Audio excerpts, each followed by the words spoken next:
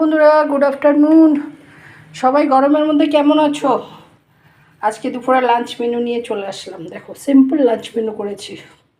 এই হচ্ছে তোমার ভাত, গরম গরম নামানো হয়েছে। এই গরমের মধ্যে গরমেই খাবো, আর উপায় নেই। আর এটা হচ্ছে টমেটো দিয়ে ডাল করেছি, রহর ডাল। নামানোর আগে তোমার বিলাতি ধনে পাতা দিয়েছি। এটা ধনে পাতা দিয়েছি, বিলাতি ধনে পাতা, কাঁচা লঙ্কা চিড়িয়ে দিয়েছি, হলুদ নুন, সামান্য জিরে গুঁড়ো দিয়েছি, পাঁচফোড়ন, তেজপাতা, শুকনো লঙ্কা সম্বার। ঠিক আছে।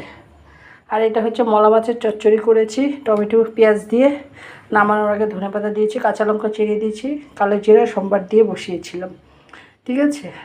নামানোর আগে বিলাতি ধনে পাতা, নর্মাল ধনে পাতা যেটা রেগুলার, ওই ধনে পাতাও দিয়েছি।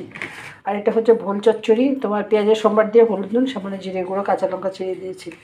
আর এটা হচ্ছে মেন অ্যাট্রাকশন আজকে। এটা হচ্ছে তোমার কাঁঠালের আচার করেছিলাম। এই দেখো, একটা কাঁঠালের আচার বের করে দেখাচ্ছি, তোমরা না হলে বিশ্বাস করবে না। দেখো, এটা হচ্ছে কাঁঠালের আচার করেছি। দেখো বিচি, কাঁঠালের আচার করেছি। কাঁঠালের আচার খাবো, আমের আচার খাবো ডালের সঙ্গে। আর এই লেবু নিয়ে নিয়েছি। এই হচ্ছে আজকে সিম্পল আমার লাঞ্চ। আমার এই ছোট্ট সিম্পল লাঞ্চের ভিডিওটা যদি তোমাদের একটুকু ভালো লেগে থাকে, প্লিজ চ্যানেলটাকে একটু ফলো করে দিও, একটা লাইক দিও, একটু কমেন্ট করো। যারা ইউটিউব থেকে দেখছো, চ্যানেলটাকে একটু সাবস্ক্রাইব করে দিও। আর অনেকেই জিজ্ঞেস করতে পারো কাঁঠালের আচারটা কী করে করেছি। কাঁঠালটাকে কেটে আগে সিদ্ধ করে জল ফেলে একদিন তুমি রোদ্রে শুকাতে হবে।